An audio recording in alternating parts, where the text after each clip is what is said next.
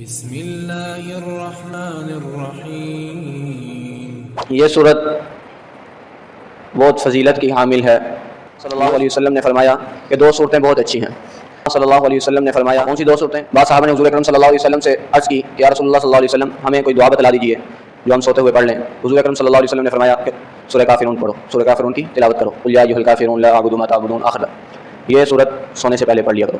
بعض صحابہ نے حضور اکرم صلی اللہ علیہ وسلم سے عرض کی کہ یا رسول اللہ صلی اللہ علیہ وسلم ہمیں کوئی دعا بتلا دیجیے جو ہم سوتے بہت فضیلت کی حامل ہے۔ اس صورت کی فضیلتیں بھی بہت ہیں اور خاصیتیں بھی بہت ہیں۔ حضرت عائشہ صدیقہ رضی اللہ تعالیٰ عنہ سے روایت ہے اور فرماتی ہیں کہ رسول اللہ صلی اللہ علیہ وسلم نے فرمایا کہ دو صورتیں بہت اچھی ہیں جو فجر کی سنتوں میں پڑھی جاتی ہیں۔ کون سی دو صورتیں؟ حضور اکرم صلی اللہ علیہ وسلم نے آگے فرمایا سورہ کافرون اور سورہ اخلاص۔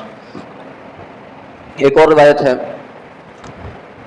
اکثر صحابہ اکرام سے یہ منقول ہے کہ انہوں نے حضور اکرم صلی اللہ علیہ وسلم کو فجر کی سنتوں میں اور مغرب کے بعد جو دو سنتے ہیں ان دو سنتوں میں ان دو تلاوتوں کو زیادہ کرتے ہوئے سنا ہے۔ کون سی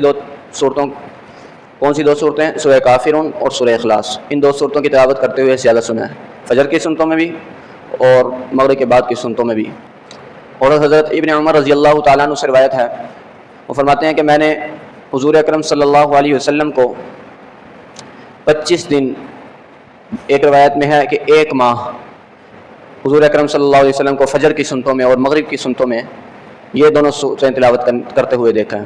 کون سی دو صورتیں؟ سورہ کافرون اور سورہ اخلاص۔ بعض صحابہ نے حضور اکرم صلی اللہ علیہ وسلم سے عرض کی کہ یا رسول اللہ صلی اللہ علیہ وسلم ہمیں کوئی دعا بتلا دیجیے جو ہم سوتے ہوئے پڑھ لیں۔ حضور اکرم صلی اللہ علیہ وسلم نے فرمایا کہ سورہ کافرون پڑھو، سورہ کافرون کی تلاوت کرو، قل یا ایھا الکافرون لا اعبد ما تعبدون آخر۔ یہ صورت سونے سے پہلے پڑھ لیا کرو۔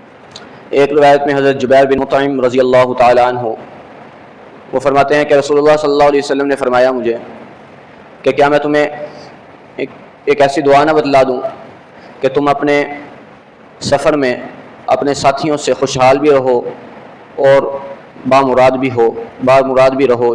تو حضرت جبیر نے عرض کی کہ یا رسول اللہ صلی اللہ علیہ وسلم جی بتلا دیجیے۔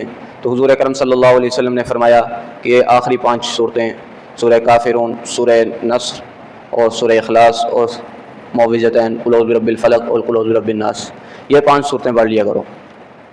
تو حضرت جبیر رضی اللہ تعالیٰ عنہ وہ فرماتے ہیں، ان کا بیان ہے کہ میں تھا تو مالدار، لیکن جب میں سفر پہ جاتا تھا تو میری حالت فرسودہ ہو جاتی تھی، میرا زاد راہ کم پڑ جاتا تھا، لیکن حضور اکرم صلی اللہ علیہ وسلم نے جب سے مجھے یہ تعلیم دی، میں نے اس تعلیم پر عمل کیا تو اللہ تعالیٰ نے میرے مال میں بھی برکت دی، میرا زاد راہ بڑھنے لگا اور میں دوسرے ساتھیوں سے خوشحال بھی ہو گیا۔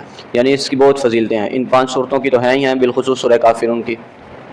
اور ایک روایت میں ہے، حضرت علی رضی اللہ تعالیٰ عنہ فرماتے ہیں کہ رسول اکرم صلی اللہ علیہ وسلم کو بچھو نے کاٹا تو آپ صلی اللہ علیہ وسلم نے پانی منگوایا اور نمک منگوایا، اور اس پانی کو آپ صلی اللہ علیہ وسلم جس جگہ پہ بچھو نے کاٹا تھا اس پر لگاتے اور ساتھ سورہ کافرون پڑھتے، سورہ کافرون کی تلاوت کرتے۔